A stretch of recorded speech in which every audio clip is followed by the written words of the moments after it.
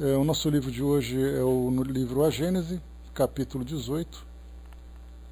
Os tempos são chegados e nós estamos estudando os sinais dos tempos. E estamos a partir do item número 14, né? No nosso último encontro, nós iniciamos o estudo desse item, mas por ele ser um pouco mais extenso, né, do que o normal, a gente acabou interrompendo na metade devido ao tempo do nosso estudo. Então vamos retomar rapidamente aqui o raciocínio a partir dessa parte inicial, e depois então a gente volta. O Dudu comentou que depois, lá por volta de umas 8h30 mais ou menos, Didima, o Pautalk voltou aos serviços normais, né? Então são serviços de manutenção que o Pautalk faz, sai do ar ali por volta de meia hora, 40 minutos, depois ele retoma, né? Então não é nada fora do normal, não, acontece de vez em quando, né? O problema é o horário com que acontece. Às vezes pega o nosso trabalho de manhã, às vezes pega o pessoal da noite, né? Então vai variando. Mas vamos lá, né? A gente abriu a sala 9 horas, 9 horas está tudo em ordem já, então não sei como é que estava antes. Mas está valendo, todo mundo firme e forte por aqui agora. Vamos lá então, né? A vida espiritual é a vida normal e eterna do espírito. E a encarnação é apenas uma forma temporária de sua existência. Salvo a vestimenta exterior, há, pois, identidade entre os encarnados e os desencarnados. São as mesmas individualidades, sob dois aspectos diferentes, que pertencem tanto ao mundo visível, quanto ao mundo invisível, e se reencontram, seja em um, seja em outro, concorrendo em ambos para o mesmo objetivo, por meios apropriados à sua situação. Então isso é fundamental, o entendimento dessa questão, porque quando nós falamos sobre a vida espiritual, nós resumimos essa dimensão aos espíritos comuns, que fazem parte ali daquela nossa relação mais próxima, né? Inclusive entrando dentro daquela situação mais mística, aquela situação mais fantasiosa, como por exemplo, né, a presença de fantasmas, os espíritos e tal. Então todo mundo sabe que um fantasma é um espírito que morreu. Mas quando você fala num anjo, você pensa numa entidade diferente. Então, Kardec teve que fazer um trabalho de desconstrução desse raciocínio dogmático, né, trazido pelas religiões tradicionais durante tantos séculos, para fazer com que nós entendêssemos que no mundo espiritual nós temos apenas espíritos. E os rótulos que esses espíritos recebem, os títulos que eles recebem, variam então de acordo com o seu grau evolutivo, e não pela forma como eles foram criados. Então, na primeira parte do livro Céu e Inferno, Kardec falava sobre anjos, sobre demônios, né? Tanto que o livro chama O Céu e o Inferno. Esse título ele é bastante apropriado, porque ele vai explorar exatamente a realidade dessas duas dimensões que são entendidas, né, dentro dessa visão tradicional, dessa visão popular, para falar exatamente que céu e inferno, na verdade, são dimensões do plano espiritual, e aqueles que se colocariam nessa faixa vibratória são espíritos de acordo com seus graus evolutivos. Então a vida espiritual é a vida normal e eterna do espírito. Então, daqueles três elementos importantes que nós temos no universo: Deus, o espírito e a matéria. E isso é importante porque nós entramos em pontos bastante delicados de várias religiões. Por exemplo, quando nós falamos da Umbanda, do Candomblé, quando nós temos ali as divindades, né, que dirigem os seres humanos dentro da visão daquela religião, nós também ficamos nessa questão. Quem são exatamente, por exemplo, Ogum, Oxóssi, que são denominações de divindades de tradições africanas? Quem são eles? Eles são entidades que possuem uma personalidade ou é uma representação de uma faixa vibratória, de uma energia? Porque se nós temos Deus, que é soberano, espíritos, que são os demais habitantes, as demais inteligências, e a matéria, como se encaixariam, por exemplo, essas divindades? Quando nós falamos de anjos, quando nós falamos de santos, quando falamos de demônios. Estamos falando, na verdade, desse segundo grupo, porque eles não são Deus. Não estou dizendo deuses, eles não são Deus, que é a inteligência suprema, a causa primeira de todas as coisas. Eles não são matéria, já que possuem inteligência. Portanto, eles são espíritos. Então, a forma como serão vistos, de acordo com cada cultura, com cada tradição, vai ser atribuído então a eles um determinado título, de acordo com o trabalho, de acordo com a sua representação. Então, todos nós estamos fazendo parte desse mesmo ambiente. Nós vemos, por exemplo, em filmes, em histórias, na literatura de modo geral, histórias sobre o anjo Miguel, sobre o anjo Gabriel, que são dois anjos bastante conhecidos, sobre o próprio Lúcifer, que acabou se tornando, né, o anjo caído. Então, de que forma que esses anjos surgiram? Dentro da teologia católica, eles foram criados à parte. São seres criados à parte. Foram criados como anjos, não foram criados como espíritos que habitam a condição, habitam um planeta na condição humana. Então, aí nós voltamos para a mesma questão: Deus, espírito e matéria. E aí, então, nessa condição, nesse grupo dos espíritos, nós temos então essa variedade de graus evolutivos, de características, de atividades que realizam, mas se resumem, na verdade, como espíritos. Então, por isso que nós temos aqui. E há essa relação muito íntima entre o plano espiritual e o plano material, naturalmente de acordo com a afinidade vibratória que existe entre eles. Um espírito de alto quilate, de alta envergadura moral, ele precisará, nesse caso, de uma adaptação fluídica muito profunda para poder se tornar ou fazer um trabalho mais próximo da nossa dimensão terrena. Então, a mesma coisa acontece também para nós que somos aqui seres encarnados, mas continuamos sendo espíritos. Para adentrarmos nas dimensões mais elevadas, há necessidade de uma afinidade fluídica muito profunda também para nos aproximarmos, coisa que não é tão simples assim. Não é dizermos assim, eu queria ver como é o paraíso, eu queria ver como são os planos felizes. Você até queria, então você espera a sua vez, né, de acordo com o trabalho que você vai realizar, para poder saber como é que funciona. Porque não é uma questão de querer no mundo espiritual. Não pelo menos do que diz respeito dos inferiores para os planos superiores. Mas dos superiores para os inferiores, esses espíritos, quanto mais evoluídos são, mais acessos eles têm em todas as esferas de habitação dos espíritos. Então, importante lembrarmos aqui nessa primeira expressão, nessa primeira passagem, a vida espiritual é a vida normal e eterna do espírito. E a encarnação é apenas uma forma temporária de sua existência. Então somos espíritos imortais, estamos na condição de espíritos encarnados devido à nossa vinculação com o nosso corpo físico, mas não deixamos de ser espíritos. Então, geralmente, dentro da doutrina espírita, entre nós espíritas, temos essa ideia de fazermos uma separação entre aquilo que é do plano material, do plano físico e do plano espiritual. Então nós falamos assim, quando eu estou encarnado, eu deixo de ser quem sou. E aí quando eu desencarno, eu me torno então um espírito. Então nós pensamos assim, bom, eu só sou um espírito quando eu estou desencarnado. Mas quando eu estou encarnado, eu sou um ser humano. Então é uma confusão que nós fazemos, porque na verdade o espírito continua sendo o que ele é, independente do ambiente onde ele se encontra. A partir do momento da sua criação, ele é uma criatura. E o plano espiritual é a vida normal. Então estarmos encarnados é uma etapa evolutiva, é uma condição evolutiva, mas não deixamos de ser espíritos. Então nós fazemos uma diferenciação entre o plano físico e o plano espiritual, para falar assim, olha, quando nós desencarnarmos, nós vamos para o plano espiritual. Na verdade, nós estamos no plano espiritual. É a nossa condição que é diferente. Porque nós não temos a percepção desse plano, mas não deixamos de influenciá-lo e também de sofrer a influência dele. Então nós estamos num único plano. Esse plano universal, onde nós mudamos apenas a dimensão existencial onde nós nos encontramos, devido à nossa condição física, no caso como encarnados ou desencarnados. E por isso Kardec coloca aqui para nós.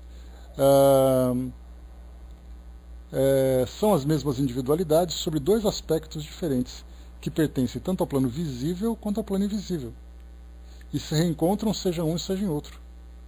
Então, quer dizer, o objetivo, nós somos espíritos na mesma condição. O que modifica, na verdade, é a forma como nós estamos vivenciando determinado momento. Dessa lei emana a da perpetuidade das ligações entre os seres. A morte não se separa e não põe fim às suas relações simpáticas nem aos seus deveres recíprocos. Aqui um esclarecimento para nós, né, para falar exatamente da questão da desencarnação. Isso tem um aspecto importante sobre o entendimento das nossas relações de um modo geral, como também traz um aspecto consolador. Esse aspecto consolador diz respeito exatamente à perda de entes queridos, por exemplo.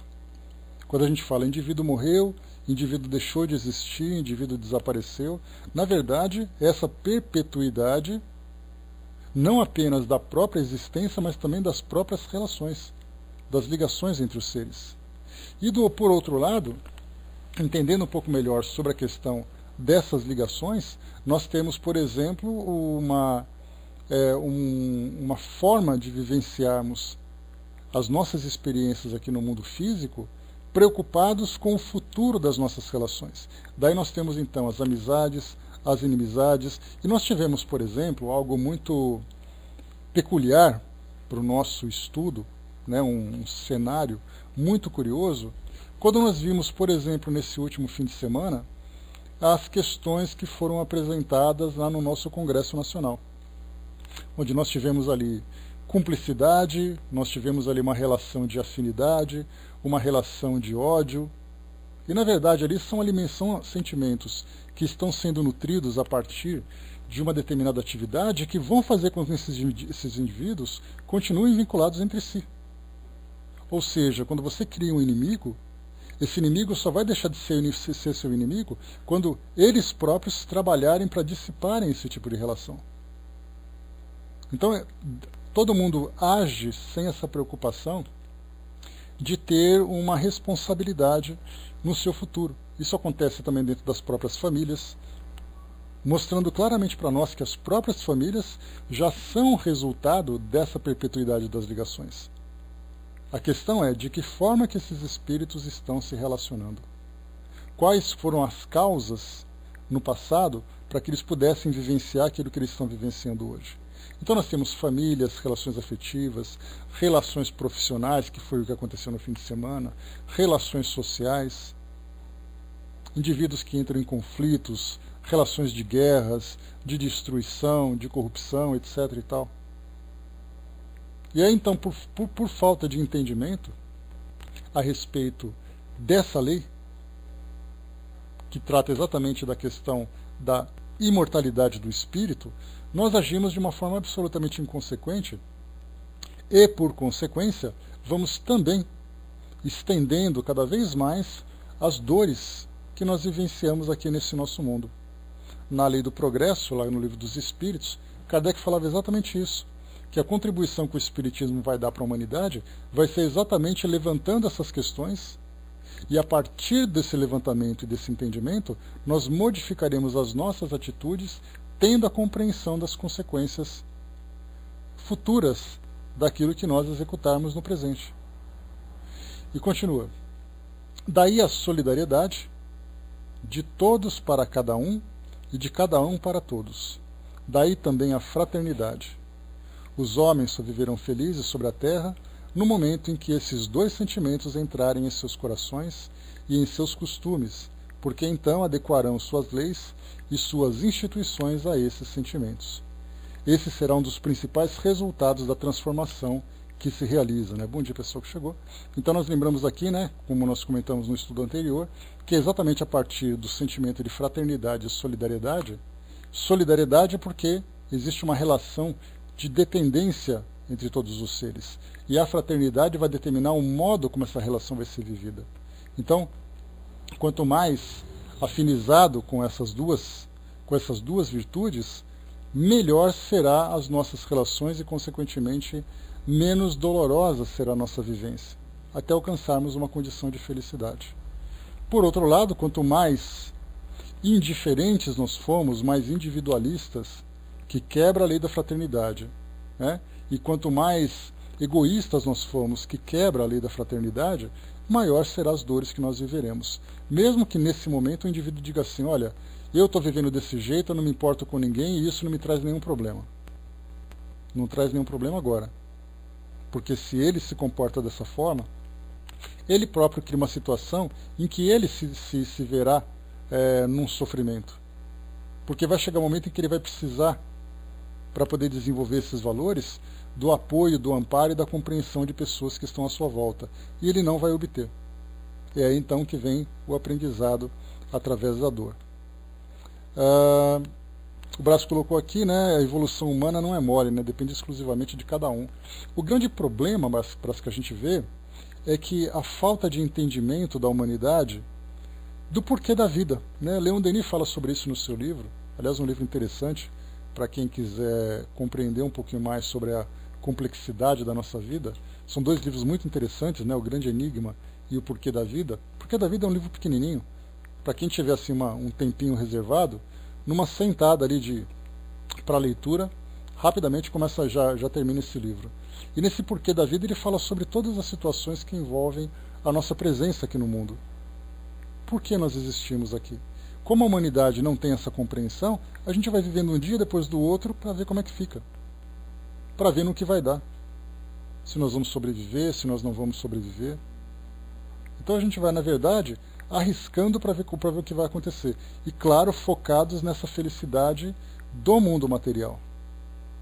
Essa felicidade do mundo físico, que diz respeito ao conforto, diz respeito à riqueza, diz respeito à satisfação dos nossos caprichos, dos nossos desejos. Então tudo fica focado aqui. E como essa nossa vida é uma vida de muita competitividade, nós acabamos vivendo quase ali que uma guerra entre todos nós. Todo mundo querendo ser feliz do seu próprio modo, só que muitas vezes a minha felicidade depende da infelicidade do outro. Então nós ficamos nesse desequilíbrio. Uns querendo muito, tirando daqueles que têm pouco, aqueles que têm pouco querem tomar de volta, e assim a gente fica naquela briga, sem perceber que a verdadeira felicidade ela se encontra no mundo espiritual. Então, enquanto nós continuarmos vivendo dessa forma, nós continuaremos sofrendo as consequências disso. E continua. Entretanto, como conciliar os deveres da solidariedade e da fraternidade com a crença de que a morte torna para todo sempre os homens estranhos uns aos outros? Aí levando em consideração, né, que no mundo espiritual é assim, você morreu, morreu. Aliás, a gente já comentou sobre isso, né, numa dúvida que chegou no nosso trabalho. Alguém disse assim, né, uma jovem perguntou, na minha igreja disseram que depois que a gente morre, a gente esquece tudo que aprendeu aqui na Terra e vai viver, então, na presença de Deus.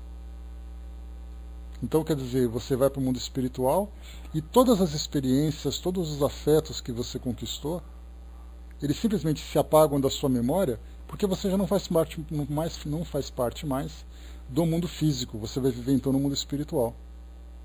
O que é um grande equívoco, porque isso traz para nós essa ideia de que todos os nossos afetos e todo o nosso aprendizado acaba sendo descartado em virtude dessa situação que nos atinge no mundo espiritual. E quando nós começamos a entender que, na verdade, o espírito ele vai acumulando cada vez mais conhecimento, cada vez mais experiências, e mantendo as suas relações, ele vai progredindo cada vez mais. Pela lei da perpetuidade das relações que ligam todos os seres, o Espiritismo estabelece esse duplo princípio sobre as próprias leis da natureza, e dele faz não somente um dever, mas uma necessidade. Pela lei da pluralidade das existências, o homem se liga ao que fez e ao que fará, aos homens do passado e aos homens do futuro. Ele não pode mais dizer que não tem nada em comum com aqueles que morrem, pois uns e outros se reencontrarão incessantemente, neste mundo e no outro, para subirem juntos a escala do progresso e se prepararem ao mútuo apoio. A fraternidade não está mais circunscrita a alguns indivíduos que ao acaso reúne durante a duração efêmera da vida. Ela é perpétua como a vida do espírito, universal como a humanidade, que constitui uma grande família em que todos os membros são solidários uns com os outros, qualquer que seja a época em que viveram. Aqui a gente consegue agora entender um pouco melhor aquilo que Kardec trouxe, né, na expiação coletiva, né, lá no nosso livro Obras Póstumas, quando ele comentava exatamente isso.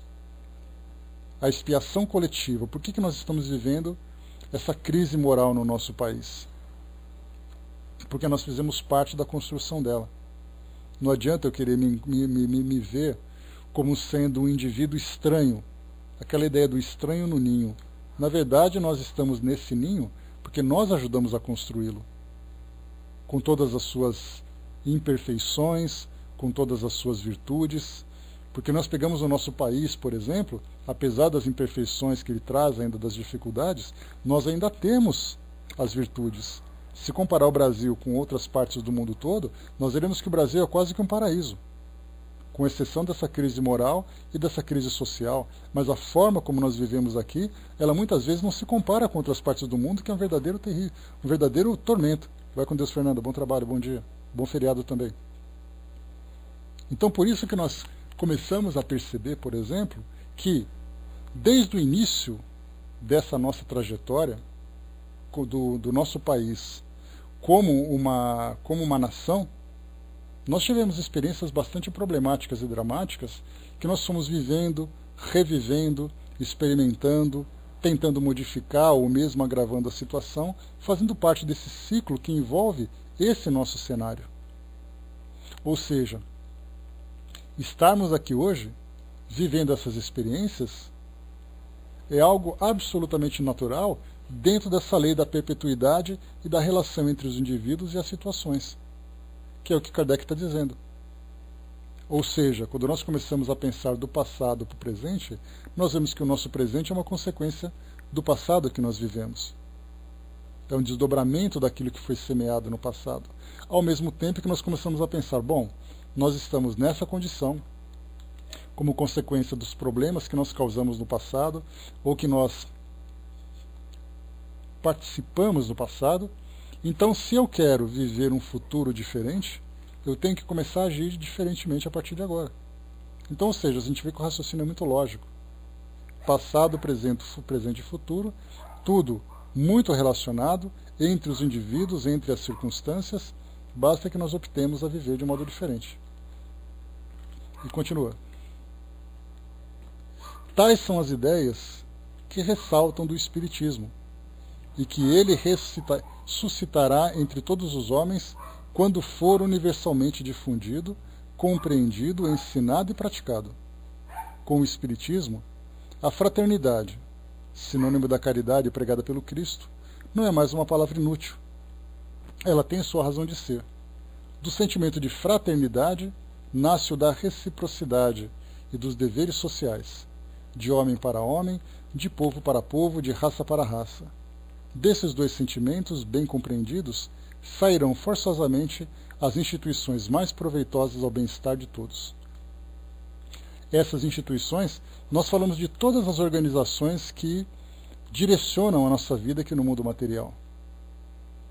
Se nós pegarmos, por exemplo, os governos, imagina um governo liderado por espíritos absolutamente voltados para a causa geral, e não por interesse partidário ou interesse pessoal. Onde nós temos ali todos os governantes preocupados, de fato, com a qualidade de vida das pessoas, com a evolução, com as oportunidades. O que seria do nosso país se nós tivéssemos um governo com essas características? Todo mundo preocupado com todo mundo, todas as instituições preocupadas com todos. Os investimentos voltados para o desenvolvimento de fato da nossa sociedade. Nós teríamos uma saúde bem desenvolvida, teríamos escolas bem desenvolvidas, as nossas indústrias com produção, a consciência ecológica também bem desenvolvida, a distribuição de renda, a distribuição de alimento, a oportunidade de moradia, a segurança pública. Imagina tudo isso no seu melhor grau, não porque Simplesmente os hospitais ficaram bons, as escolas ficaram boas e as cidades melhoraram. Mas porque os governantes que investiram os recursos, preocupados de fato com aquilo tudo. Sem essas brigas, sem esses interesses. E todos voltados, quer dizer, acabaria com a corrupção, acabaria com a indiferença. Como seria então o nosso país? E na verdade poderíamos dizer mais ainda, Negrão, como seria o nosso planeta se todas as nações tivessem essa preocupação? Veríamos uma revolução. Encontraríamos aqui no nosso planeta, não um mundo de provas e expiações, mas um mundo, e nem mundo em regeneração, mas um mundo já regenerado. Então essa proposta que a doutrina espírita traz para nós, dessa consciência espiritual, dessa consciência da vinculação entre os homens, entre as épocas, entre as situações, quando essas ideias forem difundidas, que foi exatamente aquilo que nós comentamos, né? Deixa eu até pegar para vocês que hoje de manhã eu postei uma nota lá no nosso grupo do Espiritismo.net que falava exatamente de um psiquiatra, que ele dizia que aquilo que nós vimos, né, no Congresso Nacional é um espelho da própria sociedade. E a gente tem falado nisso aqui há muito tempo, isso não é novidade para nós que estudamos, né, esses temas, porque mostra exatamente isso, né, os nossos governantes, os nossos legisladores, os nossos juízes, os nossos juristas, todos eles saem da sociedade. Eles não foram criados no mundo à parte e de repente reencarnaram aqui e começaram a fazer tudo diferente. Eles estudaram nas mesmas escolas que todos nós estudamos, fizeram parte da mesma sociedade, ouviram as mesmas coisas, passaram pelas mesmas experiências e, consequentemente, levam as suas qualidades e as suas imperfeições para o exercício dessas funções, só que agora tendo uma repercussão sobre a vida das pessoas. Deixa eu pegar rapidamente aqui, só estou abrindo aqui o nosso site. Tá aqui, ó. Então eu separei aqui, né? Na questão 799 do Livro dos Espíritos. De que maneira o Espiritismo pode contribuir para o progresso? A resposta: destruindo o materialismo, que é uma das chagas da sociedade, ele faz os homens compreenderem onde está o seu verdadeiro interesse. A vida futura, não estando mais velada pela dúvida, o homem compreenderá melhor que pode assegurar o seu futuro através do presente. Destruindo os preconceitos de seita, de casta, de cor, ele ensina os homens a grande solidariedade que os deve unir. Só um instantinho. Como irmãos. Né? Então a gente viu aqui nessa resposta que os Espíritos dão, exatamente a contribuição que o Espiritismo acaba oferecendo para o mundo, que é essa compreensão dessa nossa realidade. Que o nosso mundo não é aqui a nossa vivência definitiva. Ele é um local onde nós nos desenvolvemos em busca da nossa vivência definitiva como espíritos imortais. Portanto, se eu tiver essa consciência bem desenvolvida e souber viver essas experiências, certamente eu vou me desvincular, pelo menos mentalmente, né, a partir da determinação dos meus objetivos, do mundo material. Eu vou utilizá-lo como sendo a mola propulsora para o meu progresso, e não me prender a esse mundo, sendo que esse não é meu mundo definitivo. E continua. Bom dia, pessoal que chegou. A fraternidade deve ser a pedra angular da nova ordem social, mas não há fraternidade real, sólida e efetiva se ela não está apoiada em uma base inabalável, e essa base é a fé. Não a fé em tais ou quais dogmas particulares que mudam com o tempo e os povos e que se apedrejam mutuamente, uma vez que, se amaldiçoando, elas alimentam o antagonismo, mas a fé nos princípios fundamentais de que todo mundo pode aceitar: Deus, a alma, o futuro, o progresso individual indefinido e a perpetuidade das relações entre os seres. Então, olha os princípios fundamentais que Kardec determina para nós a partir daquilo que a doutrina espírita nos orienta: Deus, a alma, o futuro, o progresso individual indefinido e a perpetuidade das relações entre os seres. Quando todos os homens estiverem convencidos de que Deus é o mesmo para todos, de que esse Deus soberanamente justo e bom não pode querer nada de injusto, que o mal vem dos homens e não dele, eles se olharão como os filhos de um mesmo Pai e estenderão as mãos uns para os outros. Então, vimos aqui a importância, né, da difusão desses princípios para reformar o nosso mundo, que só vai de fato ser reformado quando nós, assimilando essa lição, começarmos então a modificar o nosso modo de viver. Essa é a fé que o Espiritismo proporciona e que doravante será o eixo em torno do qual se moverá o gênero humano, quaisquer que sejam o seu modo de adoração e as suas crenças particulares, que o Espiritismo respeita, mas dos quais não pode se ocupar. Ou seja, nós vimos aqui então, essa passagem Kardec reforça exatamente aquilo que eu já trouxe para vocês outras vezes, que a doutrina espírita não tem a preocupação de modificar a crença de ninguém. O que ele traz para nós é essa realidade. Se nós pegarmos, por exemplo, voltando para esses princípios, Deus, alma, futuro, progresso individual indefinido e perpetuidade das relações entre os seres. Imaginemos se todas as religiões do mundo se baseassem nesses princípios. Mesmo mantendo seus templos, mesmo mantendo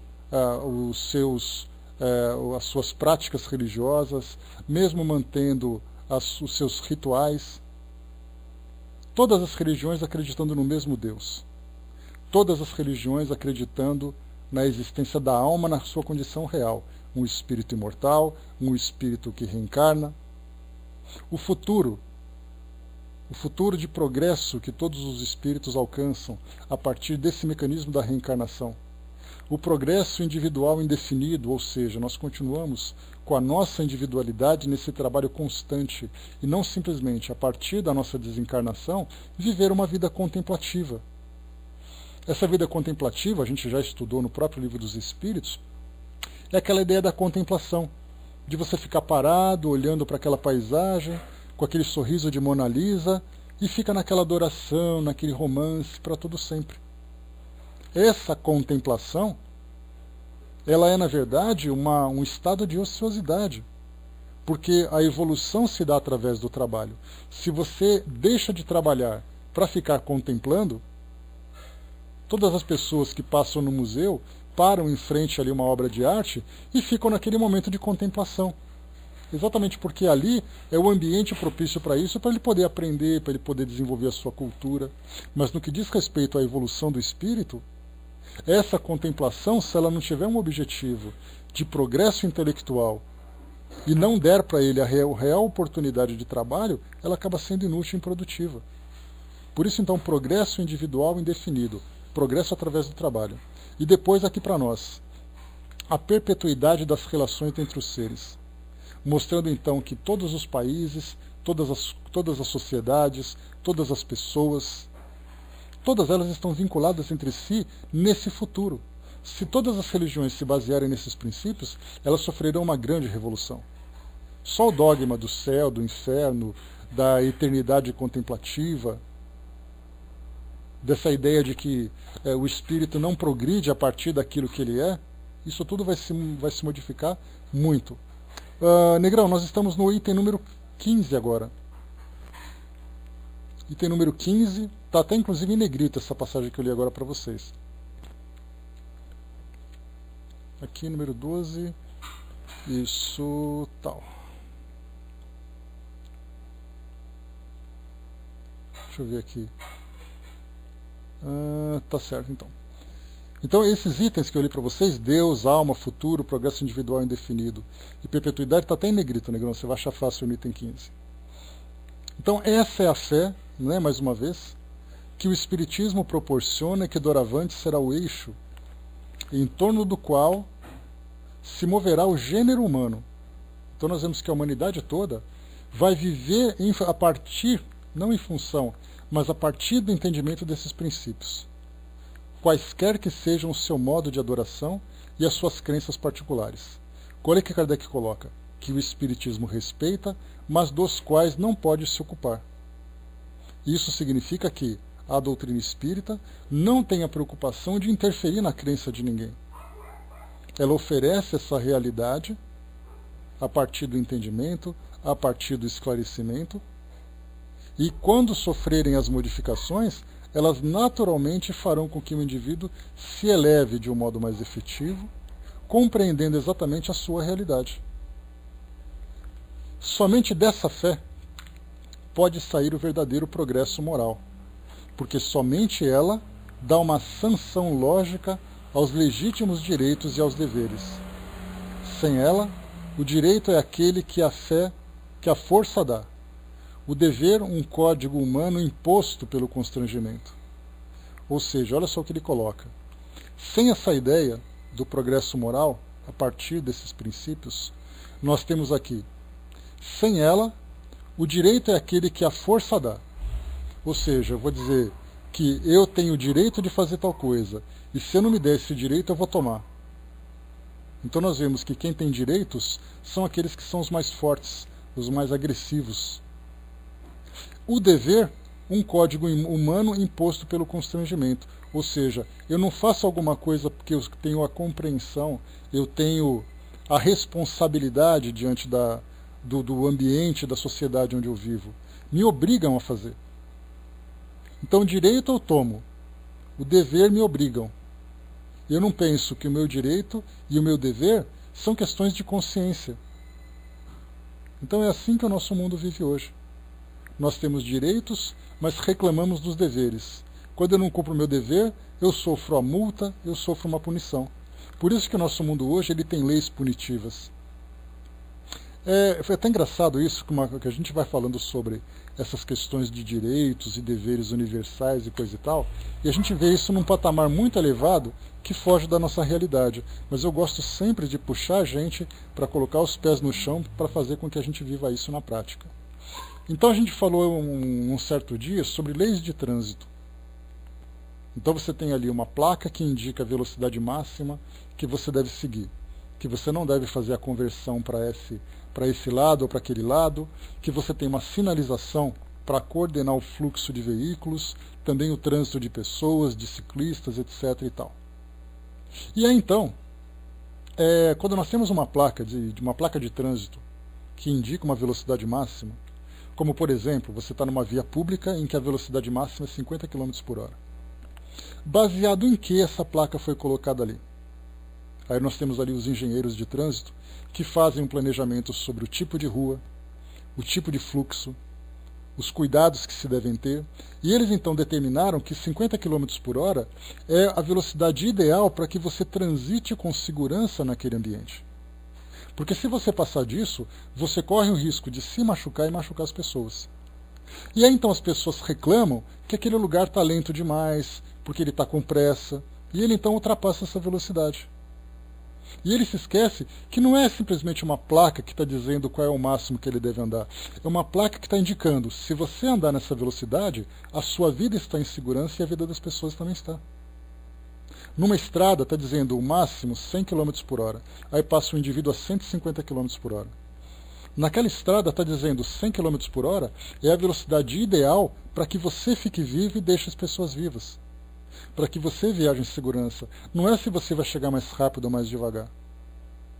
E aí então, uma semana depois que nós comentamos sobre isso, que já faz um pouco tempo, que faz pouco tempo que a gente comentou, eu estava vendo ali no Facebook, aí uma pessoa postou assim, saiba como burlar os radares nas estradas.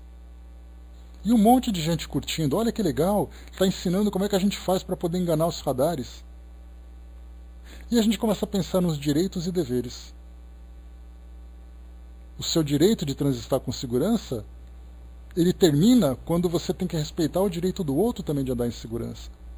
Então quando você burla um radar que está ali para poder fiscalizar a sua conduta e a conduta de todos os motoristas naquela via pública, é exatamente para proporcionar segurança da sociedade.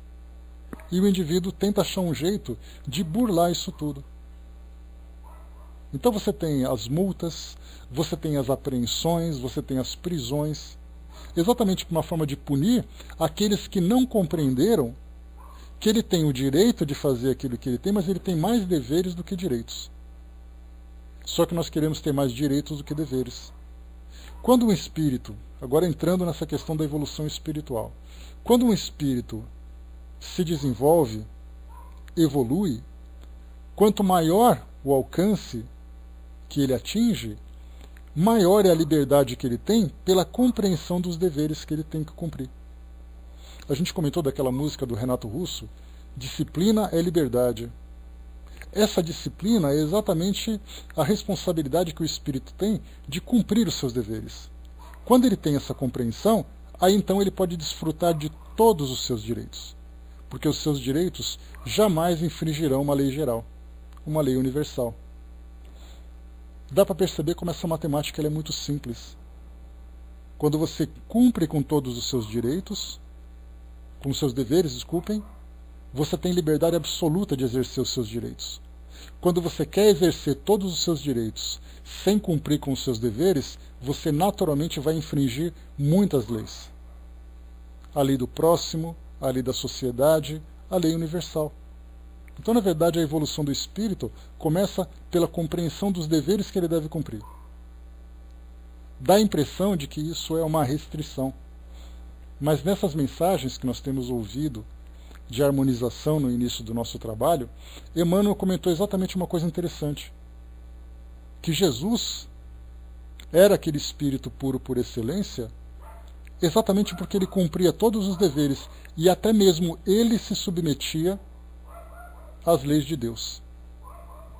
E quando ele faz isso, quando faz essa colocação, que ele evolui e ele se submete a essas leis, significa exatamente que, a partir disso, ele pode fazer aquilo que ele quiser, porque ele sabe até onde deve ir.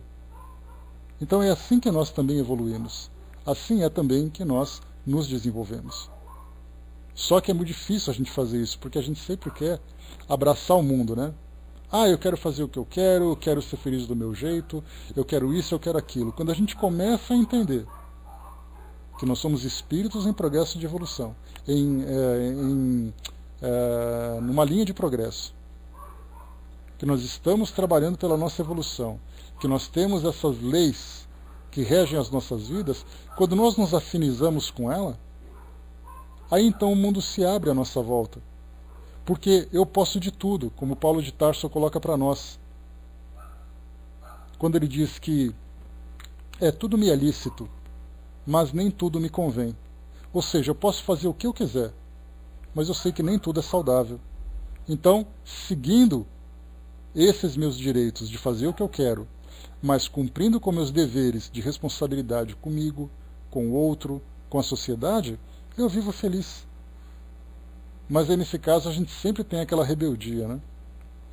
Como toda criança que gosta de fazer sempre mais do que pode, não é à toa, né, que foram inventados, né, o castigo, o chinelo, aquela coisa toda para a educação da criança, né, que vem, infelizmente, se modificando. Mas todas essas punições foram impostas, né, pelas sociedades durante o tempo, exatamente por causa das infrações dos deveres. A criança sabe que não pode comer no sofá, porque ela suja, ela sabe que não pode jogar bola dentro de casa porque ela quebra, mas ela quer fazer isso. E os adultos? Substâncias, comportamentos, relacionamentos, infrações diversas. Então nós continuamos ainda infringidos. E é por isso que na nossa sociedade existem essas leis. As leis existem com suas consequentes punições, porque nós ainda somos espíritos rebeldes.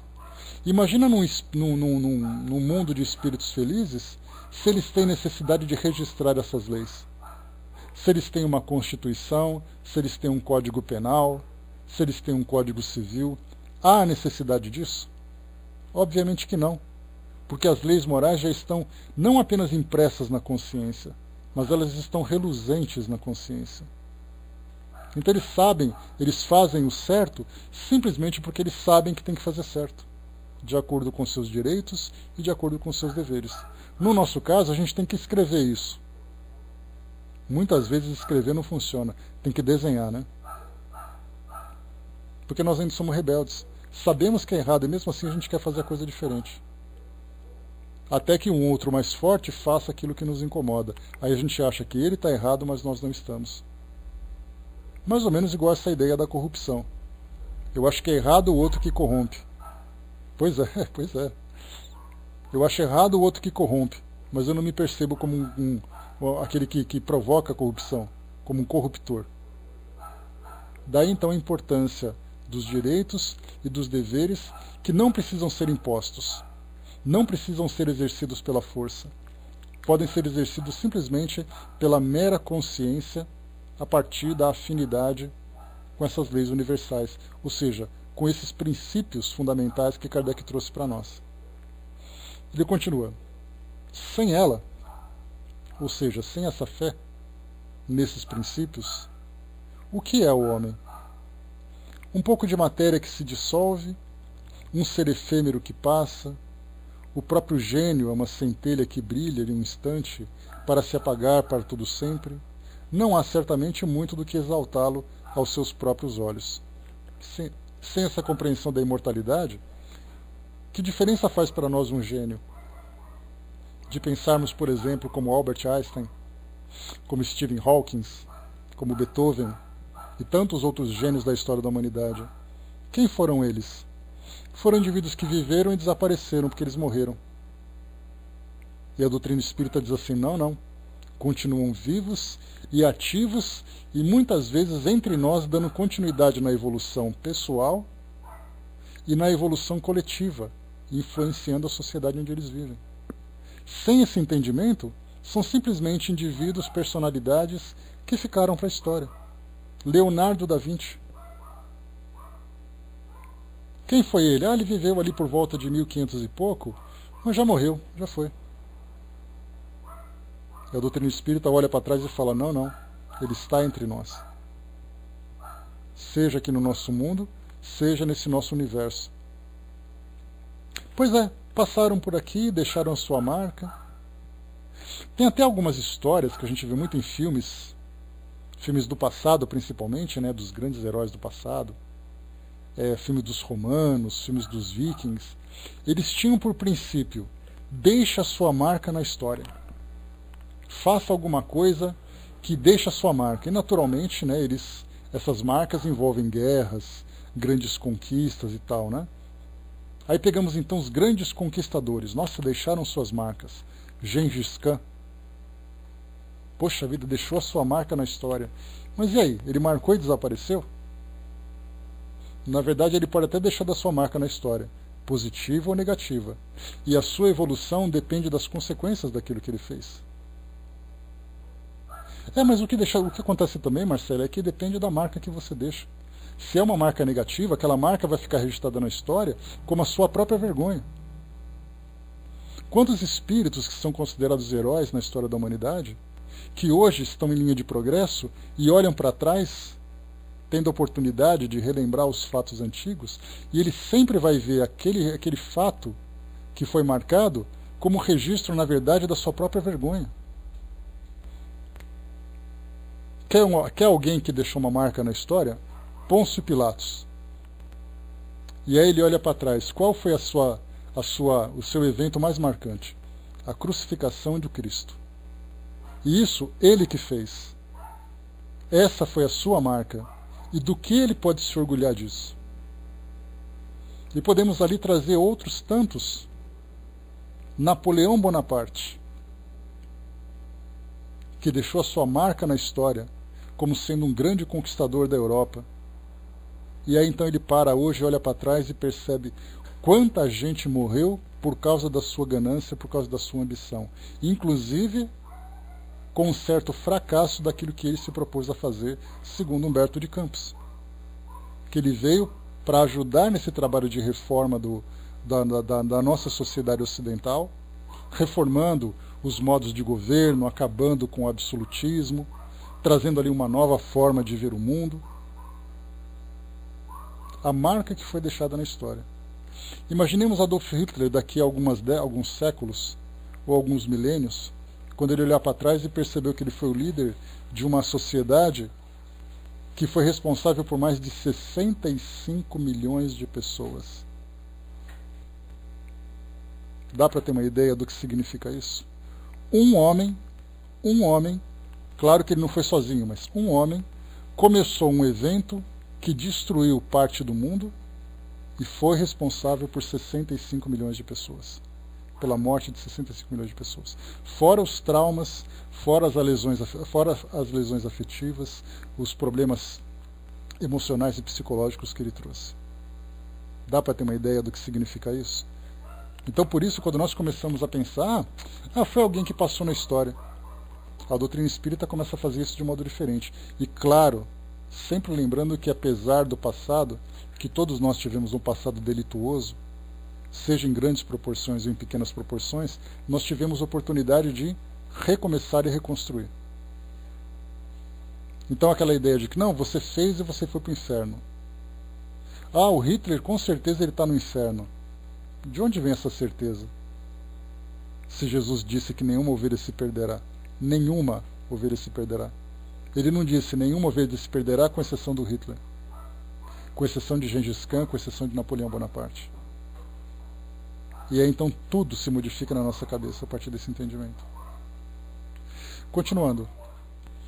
Com um tal pensamento, onde estão realmente os direitos e os deveres? Qual é o objetivo do progresso? Somente essa fé consegue fazer o homem sentir sua dignidade pela perpetuidade e adiantamento do seu ser, não em um futuro mesquinho e circunscrito à personalidade, mas grandioso e esplêndido.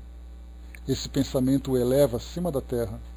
Ele se sente crescer, pensando que tem o seu papel no universo, que esse universo é o seu domínio que ele poderá percorrer um dia, e que a morte não fará dele uma nulidade ou um ser inútil a ele mesmo e aos outros. Olha que palavras fortes de Kardec, colocando para nós agora esse esclarecimento a partir do entendimento que nós adquirimos. Percebemos que somos habitantes do universo e somos colaboradores na construção desse universo. E vamos contribuir naturalmente, quanto mais evoluídos, maior a contribuição. Contribuímos ainda de acordo com a nossa possibilidade. O progresso intelectual, item número 16 agora.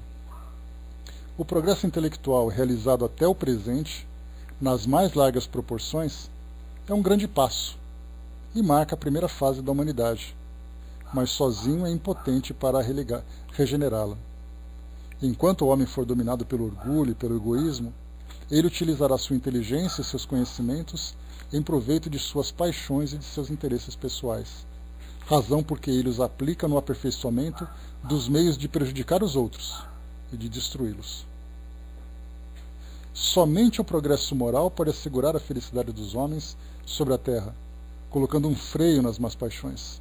Somente ele pode fazer com que reinem a concórdia, a paz, a fraternidade entre os homens. Aqui então, deixa eu ver aqui, tá. Só continuando aqui.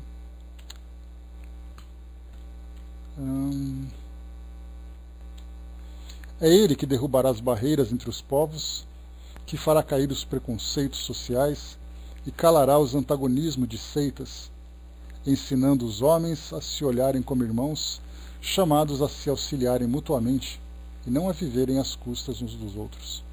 É ainda o progresso moral, secundado aqui pelo progresso da inteligência, que unirá os homens numa única crença estabelecida sobre as verdades eternas, não sujeitas à discussão e por isso mesmo sujeitas a todos.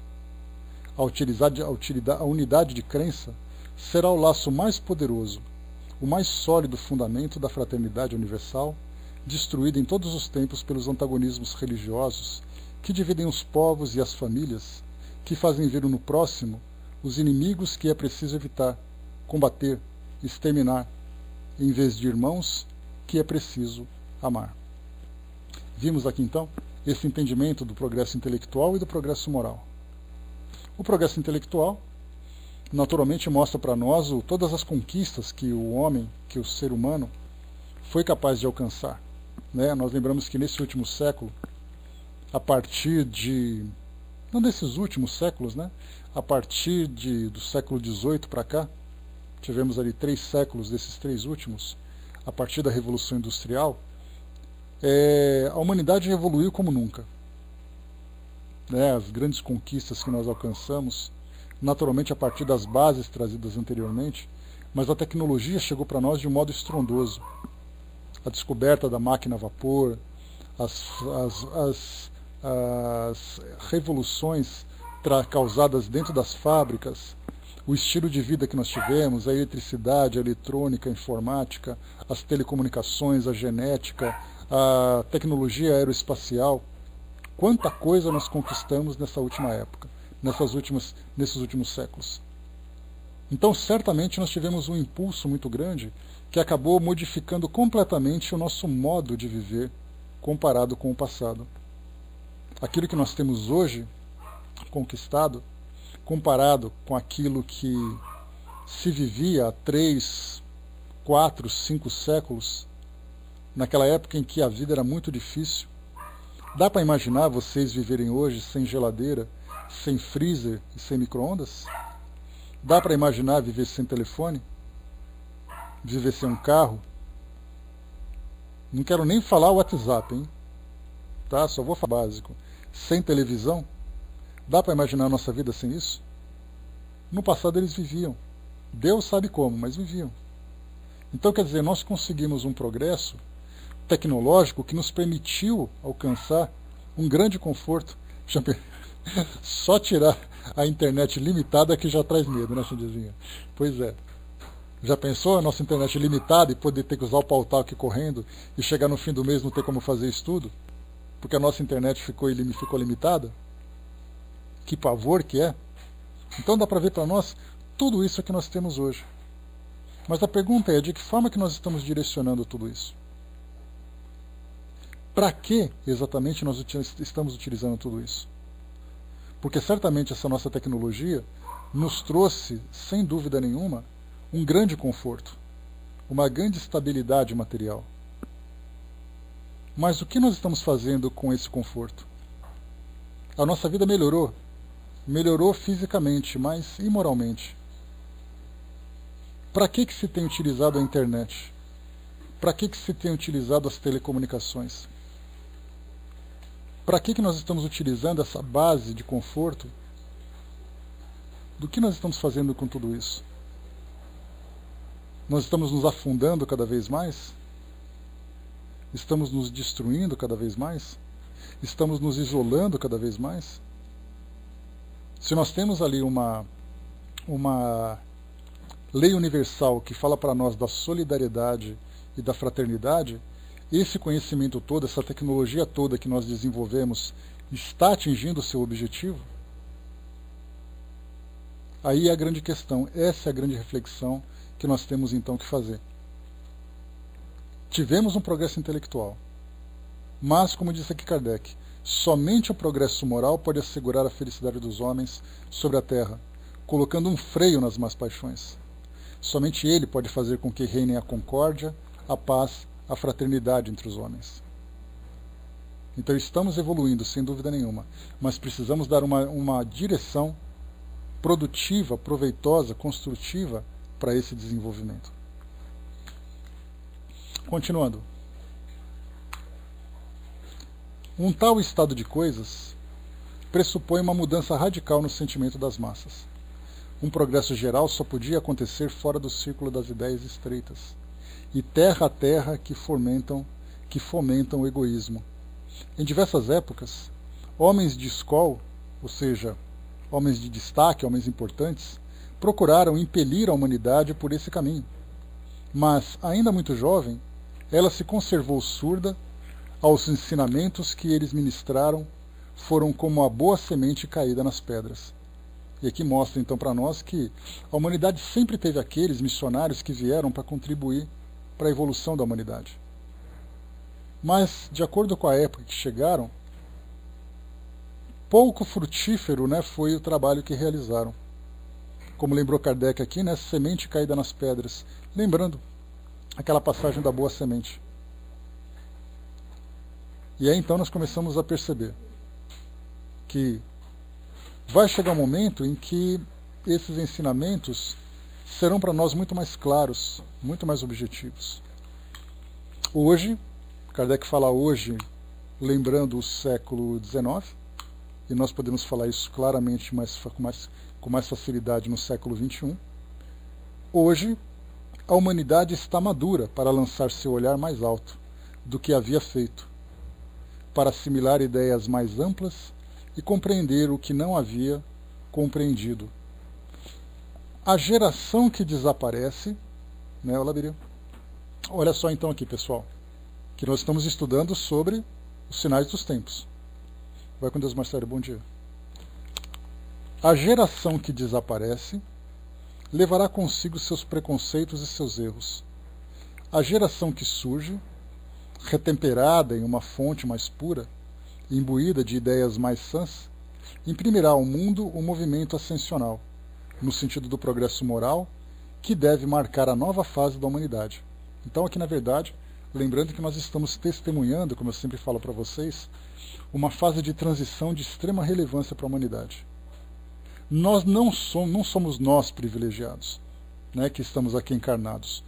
Todos que habitam esse nosso mundo, esse nosso planeta, estão testemunhando, seja na condição de encarnados ou desencarnados. Mas hoje nós temos aqui essa consciência de fazermos parte desse progresso, fazemos parte dessa transição. E nós vemos então que, com essas novas ideias que estão sendo lançadas a respeito dessa realidade espiritual que o Espiritismo tem feito, essas mudanças que as próprias filosofias religiosas têm também sofrido, a mudança das sociedades, essa conscientização, nós estamos vendo uma grande preocupação com as guerras, com as calamidades, estamos vendo uma grande preocupação com as epidemias, com o meio ambiente. São tarefas, são trabalhos que são feitos que no passado não se tinha preocupação nenhuma. No século XIX, por exemplo, se havia uma guerra no mundo, era aquela história, problema deles. Nós não temos nada com isso. Chegou o século XX, Primeira Guerra Mundial. Chegou mais um pouco para frente, Segunda Guerra Mundial. A humanidade chegou e falou, é preciso dar um basta nisso. Foi criada então a Organização das Nações Unidas, foi criado o Conselho de Segurança, e qualquer intenção de guerra que surja no nosso planeta, rapidamente a sociedade se mobiliza. Quando nós temos epidemias, cientistas do mundo todo começam a se mobilizar. Ainda há muito o que fazer, não tenhamos dúvida nenhuma disso. Mas certamente a nossa visão do mundo está muito diferente daquilo que se vivia no passado. Nós estamos mais solidários. Muito menos do que gostaríamos. Mas certamente existe uma preocupação. Existe aquela relação entre as nações, devido a esse processo de globalização, onde o problema na casa de um afeta a casa do outro. O mundo, por exemplo, está de olho no Brasil. Mas por que eles estão de olho no Brasil? Não apenas por uma preocupação pela expressão que o Brasil tem como parceiro comercial, mas porque é uma situação que afeta todo mundo. A própria microcefalia, no caso, por exemplo, dessas doenças que estão chegando agora. Estamos ali com essa preocupação do descobrimento de novas tecnologias, o meio ambiente, a preocupação com quem está poluindo mais, quem está poluindo menos. Isso, na verdade, para nós é o embrião dessa grande mudança. Quando nós começarmos a perceber de fato os resultados desses trabalhos que estão sendo desenvolvidos dentro de todas dessas diversas áreas, aí sim nós veremos o mundo já num processo de fato de regeneração. Mas esse é o embrião. A gente lembra que há pouco tempo todo mundo era indiferente a todo mundo. Hoje todo mundo já é preocupado com todo mundo. Isso já é uma mudança. E por isso é colocado para nós, a geração que desaparece levará consigo seus preconceitos e seus erros. A geração que surge, retemperada em uma fonte mais pura, imbuída de ideias mais sãs, imprimirá ao mundo o movimento ascensional. Ou seja, impulsionaremos de fato esse nosso crescimento. Essa fase já se revela por sinais inequívocos, por tentativas de reformas úteis, por ideias grandes e generosas que aparecem e começam a encontrar os ecos. É assim que se vem fundar uma imensidade de instituições protetoras, civilizadoras e emancipadoras, pela iniciativa e sob o impulso de homens evidentemente predestinados à obra de regeneração, e que as leis penais vão se impregnando a cada dia de sentimentos mais humanos. Os preconceitos raciais se enfraquecem, os povos começam a se olhar como membros de uma grande família. Pela uniformidade e facilidade dos meios de transação, eles suprimem as barreiras que os separavam. De todas as partes do mundo, eles se reúnem em comícios universais para os torneios pacíficos da inteligência. Olha só que palavras bonitas essas, né? Que refletem exatamente aquilo que a gente está vendo agora. Quando Kardec lançou o Livro dos Espíritos, em 1857, nós vivíamos aqui no Brasil a época da escravidão. Nós comentamos sobre isso já. E em outros países também. Naquele mesmo século, a nossa sociedade aboliu a escravidão. Significa o quê? Que existe ali uma visão mais fraterna com relação a indivíduos que eram vistos de uma forma inferior. Ainda existe esse preconceito, mas que já se modificou muito. Quando nós vemos assim, mas os negros ainda sofrem diferença no mercado de trabalho. Há 150 anos os negros eram escravizados, levavam chicotadas nas costas, perdiam todos os seus direitos. Então nós vimos assim que nesses 150 anos, a doutrina, o Livro dos Espíritos vai completar agora 159 anos, nesses 160 anos praticamente, nós tivemos essa mudança da escravidão para uma sociedade livre. De uma sociedade praticamente, embora livre, né, mas ela era pós-colonial, nós vivemos hoje uma democracia. Uma democracia que traz todas as suas imperfeições, todas as suas dificuldades, porque a democracia, a liberdade de pensamento, de modo geral, não apenas no que diz respeito à democracia, mas à liberdade religiosa, à liberdade filosófica, à liberdade política, à liberdade social, é algo que exige de nós uma maturidade muito grande, coisa que nós ainda não temos. Fala para um indivíduo assim, vamos pensar aqui nós, aqui na sala, nós podemos, a partir de agora, nós temos uma semana de liberdade, tá? Temos um habeas corpus divino. Nós temos uma semana para nós fazermos o que nós quisermos, sem nenhuma consequência. A partir de hoje é quarta-feira, até a próxima quarta-feira, nós temos então esse habeas corpus para fazermos absolutamente tudo o que nós quisermos. O que passaria pela nossa cabeça? Só coisa nobre, né? A gente pensaria assim, não, eu vou fazer caridade durante toda essa semana, eu vou fazer uma dieta durante toda essa semana, eu vou acordar cedo essa semana toda. Todo mundo vai pensar dessa forma, né? Ninguém pensa em sair soltando os cachorros pela rua, né? É exatamente isso. Nós tivemos uma semana de liberdade. Olha as coisas que nós pensamos. O que nós poderíamos fazer? Aquela ideia do sexo, drogas e rock and roll, vale tudo, porque ninguém vai ter nada, você não vai ter problema de saúde, você não vai ser preso, não vai fazer nada. O que você gostaria de fazer?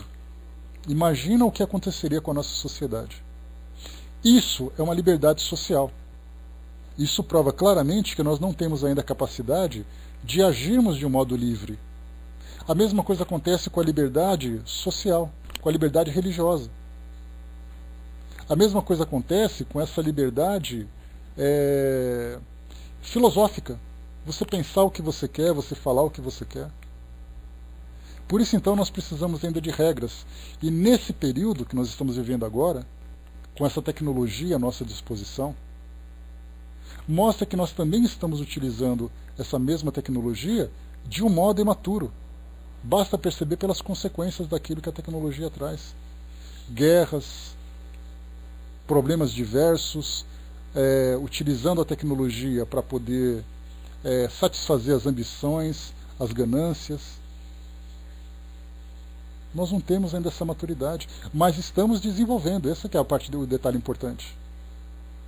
Fazendo uma comparação daquilo que nós temos hoje, daquilo que nós tivemos no século passado, voltando 100 anos no tempo, nós veremos claramente a diferença do que era viver naquela época e o que era viver agora. Daquilo que era positivo e negativo. Muito mais positivo.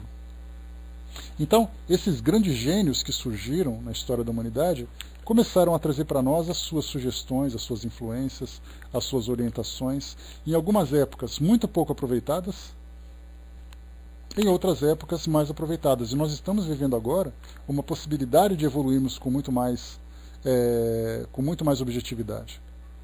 Falta, porém, para a gente poder finalizar o nosso estudo de hoje, falta, porém, a essas reformas, uma base para se desenvolverem, se completarem e se consolidarem. Uma predisposição moral mais generalizada para frutificarem e se fazerem aceitar pelas massas. Isso é um sinal característico da época, o prelúdio do que se realizará em uma maior escala à medida que o terreno se tornar mais propício. Então nós estamos testemunhando, como eu falei para vocês, uma época de profundas transformações morais. Tecnológicas, isso é notável, isso é notório. Ninguém tem dúvidas disso. Agora, moral, nós percebemos exatamente por essas mudanças que a sociedade vai vivendo. As guerras, quando acontecem, elas nos provocam essa comoção. Esses movimentos sociais, como o caso da escravidão, é a mesma coisa. A corrupção não é algo mais aceitável. Basta nós percebermos a quantidade de movimentações, de mobilizações na sociedade brasileira e também de outros países, diante desses escândalos que vão acontecendo. No passado isso era simplesmente abafado, ninguém fazia de conta que entendia nada. Essa maturidade que nós vemos agora também, que eu comentava com vocês agora dessa liberdade, né? Tinha me fugido do raciocínio, mas eu peguei ele de volta agora. Essa questão da democracia, das imperfeições que o nosso país está vivendo hoje, a democracia também é uma liberdade de escolha, e a pergunta é, nós estamos com maturidade para fazer boas escolhas? Liberdade social para você fazer o que você quer. Liberdade política para você escolher quem você quer. Você sabe escolher a pessoa certa? E aí a gente viu naquele circo de horrores, nesse fim de semana, né, com todas as manifestações dos nossos representantes políticos, que foram escolhidos por nós. E foi o que eu falei para vocês agora há pouco, né, que o psiquiatra falou que o Congresso Nacional é reflexo da sociedade, é o espelho da sociedade. Se aquelas cenas foram ridículas, é porque a sociedade fez escolhas ridículas. A sociedade mostrou claramente agora o que é. Então isso mostra que nós estamos querendo ter liberdade, queremos ter direitos, sem desenvolvermos os compromissos com os deveres. Voltamos àquela questão inicial, direitos e deveres. Você tem o direito de escolher quem você quer, mas você tem o dever de respeitar a sociedade que você vive. Se você escolhe qualquer indivíduo, pelo simples fato de você estar revoltado, você não está cumprindo o dever de respeitar o outro, que também vai sofrer as consequências da sua própria escolha. Isso traz para nós um peso extremamente grande nas costas, a partir do cumprimento dos simples deveres que nós temos. Todos nós temos que pensar muito nisso. Fazermos com que na nossa vida cotidiana esses princípios comecem a valer. Eu conversava com uma vizinha que ela vai tirar o título de eleitor agora. Ela está saindo da adolescência, né, já fez 18 anos, então ela vai tirar o título dela agora. E ela falou assim, quer saber, eu vou votar em branco. Aí eu já chamei junto e falei assim, vem cá.